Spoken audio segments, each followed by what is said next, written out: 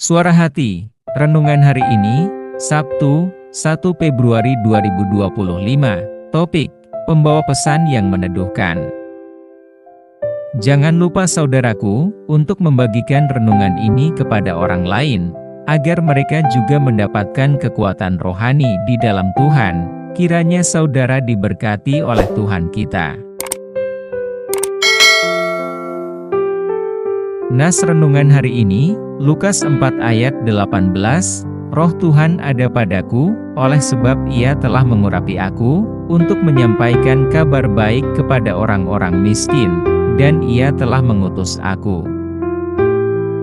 Masifnya perkembangan media sosial saat ini, membuat pelaku media sosial menjadi pemegang kendali untuk menciptakan suasana bagi para peminatnya.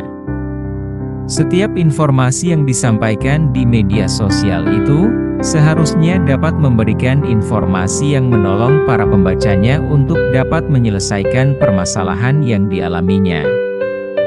Namun pada kenyataannya, yang terjadi justru sebaliknya, para pembaca media sosial terjebak pada opini pribadi yang sebenarnya belum dapat dipercaya.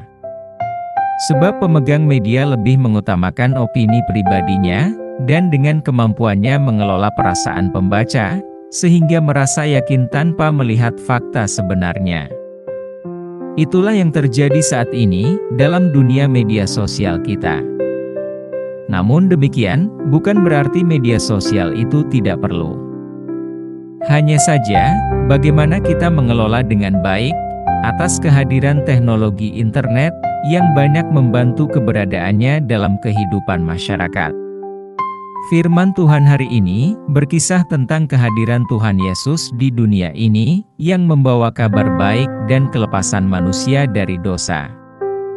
Kita penerima Injil dan mempercaya Yesus sebagai Tuhan, dimintakan untuk mewartakan Injil ke segala bangsa, Matius 28, 19-20. Dalam pelayanannya, Tuhan Yesus selalu berjalan berkeliling ke kampung hanya mengabarkan Injil, untuk menggenapi tanggung jawabnya di hadapan Allah, yaitu tanggung jawab untuk menyampaikan kabar baik kepada orang-orang miskin.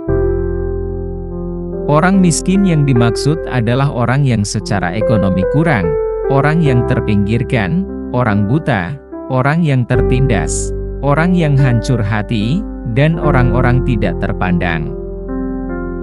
Dewasa ini, kita mewartakan Injil secara leluasa, dengan menggunakan media sosial, haruslah kita bisa bersikap bijaksana, serta melakukan tugas kita sebagai rekan kerja Allah, di dalam memberitakan kabar baik. Salah satunya kita memberikan kabar yang benar sesuai dengan fakta, bukan kabar yang sesuai dengan keinginan pribadi, yang kemudian menggiring orang lain untuk membentuk kebenaran yang kita diinginkan. Hendaknya kabar yang kita sampaikan adalah suatu kabar yang meneduhkan, kabar yang membawa kedamaian dan kebahagiaan. Sehingga, melalui kabar yang kita sampaikan menjadi bagian yang menyenangkan dan bermanfaat di dalam merawat kehidupan bersama.